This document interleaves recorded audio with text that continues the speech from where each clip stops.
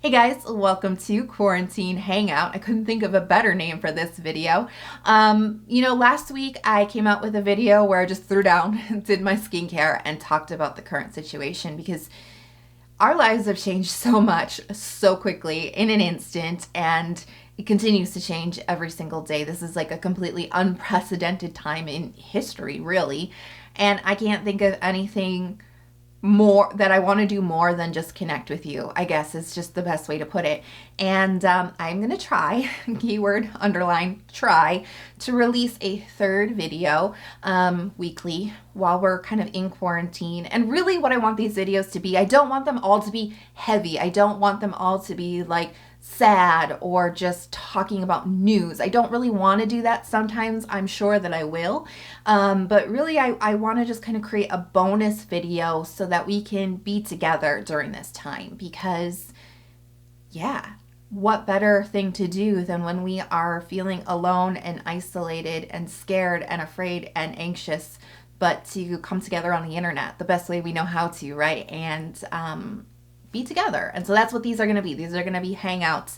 And there's going to be like different themes and stuff. I don't really know. I'm just doing this week from week, but today's theme, I guess, is going to be Q&A. I asked over on my Instagram stories just a few days ago, any questions that you guys have for me that I'm going to answer in this video, skincare or not. And hopefully we're going to have a great time hanging out tonight. So I'm going to grab a cup of tea and we're gonna get started. Okay, so let's start in with the questions, and I have to start off with the one that was asked the most, which is, what is your job? I got asked that question so much. I was really surprised.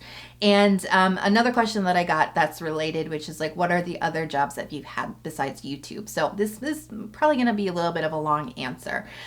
So my current job is YouTube. I am a full-time YouTuber, and I am so grateful that is the case, that this is my job. Like, not to sound cheesy, but like it is a dream come true. For me, this is something that I wanted for a very long time. And to have achieved it is kind of unbelievable. I mean, I believe in myself, of course, but just to wake up every day and like, this is your job, like this is it, like, and that it's happening is huge. And quite honestly, like, I could not have done this without you. So thank you so much. Honestly, like just every view, every one person that watches my video, I'm so grateful for, because that is support to this journey. So thank you so much. And, massive shout out to those of you who do go that extra mile to support me through affiliate links and through using my code. I mean, like, honestly, this is really, it means so much to me. I think more than you could ever imagine how much it means to me. So I'm not going to get too into it. I already feel it like bubbling up in me, but thank you. What other jobs have I had? I've done a lot. When I was in high school, I actually helped to organize like an after school theater program for this like organization that did all these kind of different classes for kids. So I helped do that. And then when I was in college, I was actually a teaching assistant for a theater academy. So that was an amazing experience. I did that for a couple of years, and I got to work alongside some really fantastic theater artists. Something you don't know about me, I have about 10 plus years of experience in theater as a performer, as an actor, and I actually hold a Bachelor of Science in Theater Arts. Yes, you can get a Bachelor of Science in theater. I've done it. But after I graduated college, though, you gotta pay those bills. You gotta, live that adult life and make your money.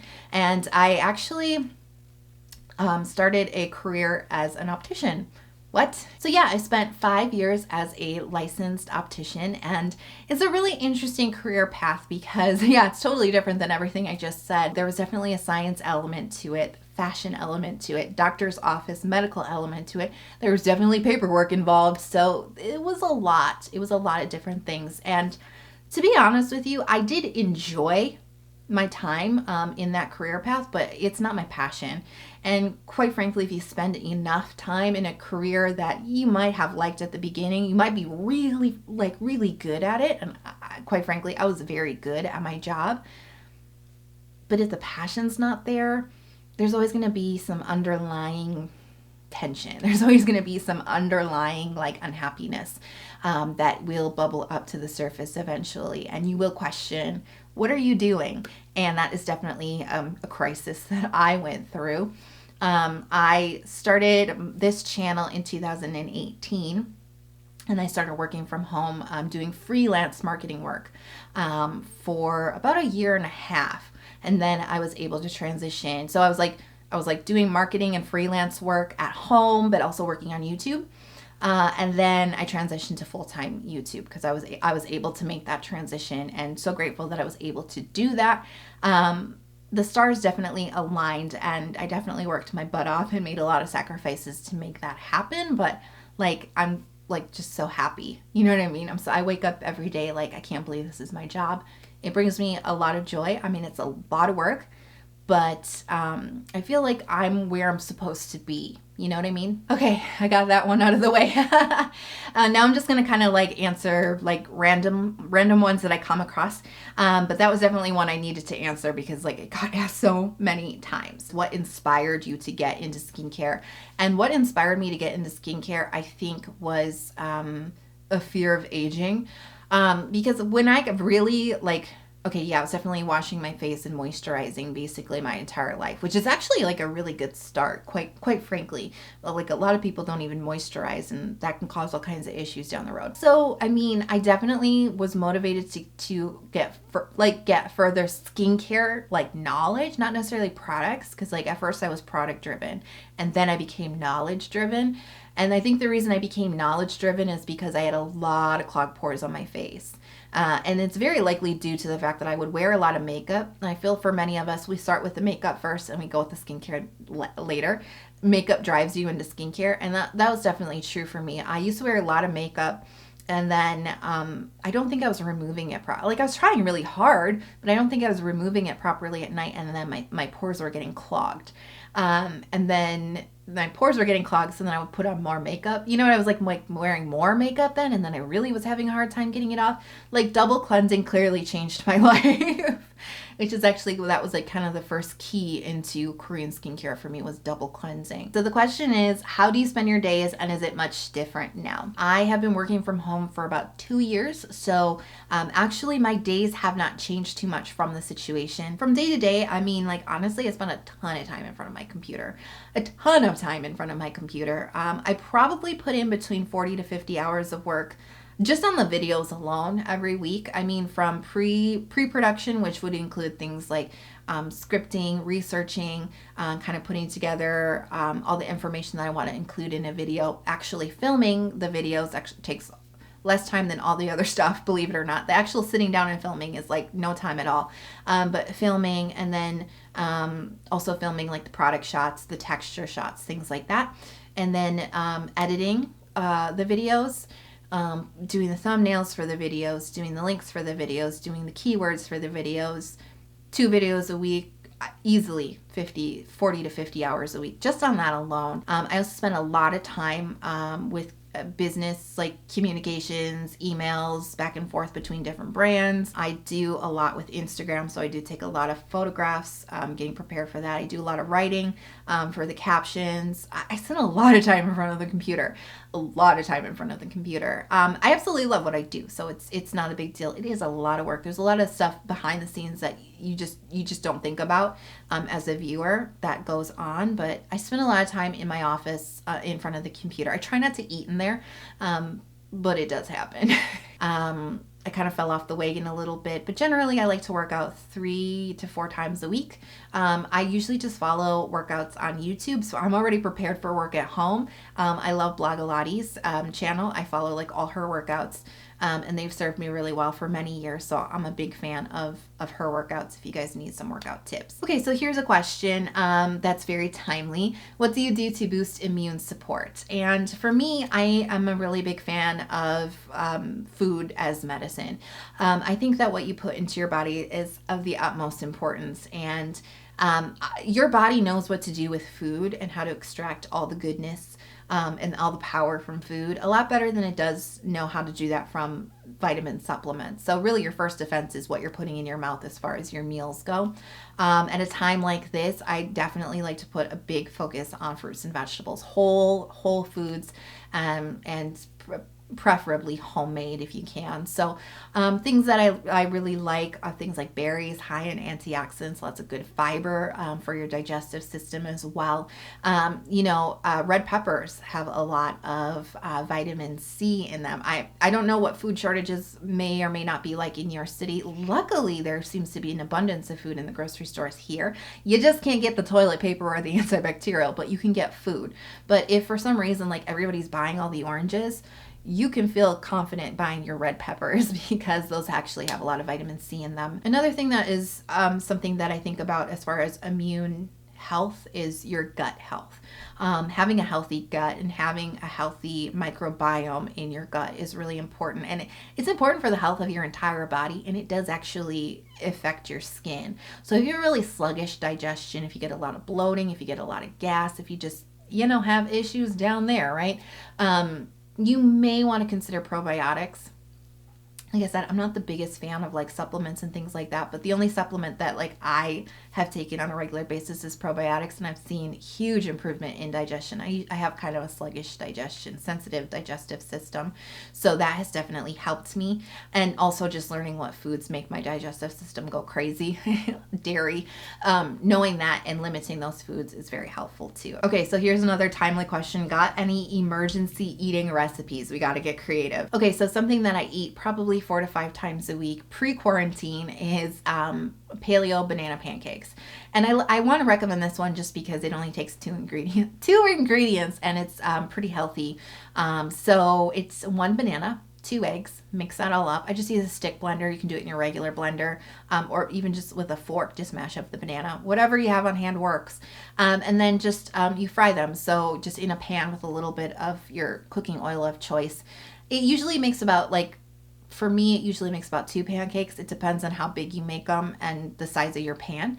But about 2, you might get 3 out of them, but it does serve about 1 person. So just do it in batches. It can take a little bit of time to learn how to flip them, I'll be honest. But then I like to eat mine with peanut butter. Yeah, it's so good. Peanut butter, and then I like to put some fruit on top. So a lot of times I'll put fresh blueberries on top, and that's like a winning combination. But most of us don't have fresh fruit in our home right now. I know I personally don't, besides bananas. So I just use mixed frozen berries. And if I'm lazy, I just put them in a cup and microwave them and just take the frost off of them and then put them on top. What you can do if you want to be slightly fancier is you can put them into a saucepan, the frozen fruit, and reduce it down. So just kind of get some of the juices flowing, and then just on a really low heat, just kind of let it go for 5 minutes, and it kind of thickens up. The juices that come off of it kind of thicken up a little bit. And so it's a little bit more syrupy when you put it onto your pancakes. So the question is, how are you guys coping? I find it hard to concentrate. Yeah, it is. It is hard to concentrate. One thing that I've done for myself as far as when it comes to the addiction to the news cycle is I really try to limit myself to only reading the news 2 times a day, in the morning and at night. So I'll read the news the first thing when I wake up. That's what I've been doing. I read the newspaper basically online. But the newspaper. It sounded weird. And then I will do it again around 6 o'clock or so. And then I just try to stop.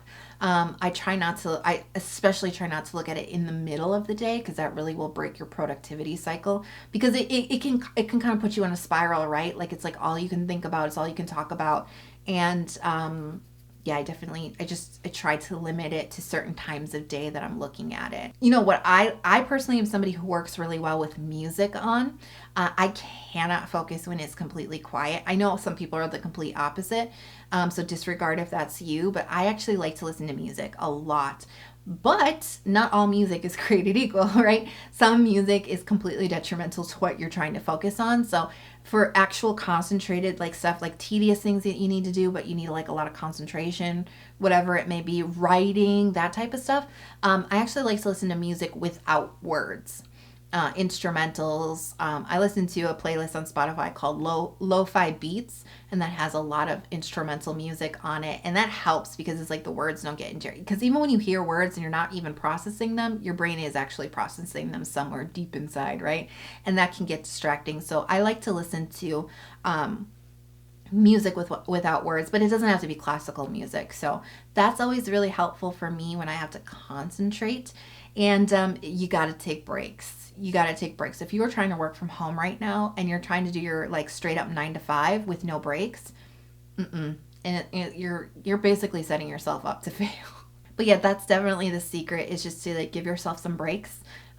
Just know that you're not a machine. You can't work like, you know what I mean, like straight through the whole entire day. Some people actually have to schedule it in, especially if you got a house full of kids right now, like, and you're trying to work, like maybe make it a thing. Like every day at 1:15, we're all going for a family walk around the block, and schedule it. Make that break happen. Do not eat your meals in front of your computer. Definitely try to step away and eat your meals. So that will definitely help break it up, because if you break it up, it's easier to concentrate in smaller chunks than all the way throughout the day. What are your hobbies besides skincare? What helps you just relax? I really like to read. I've been a big reader my entire life. I've always been a voracious reader. I devour books, if you will.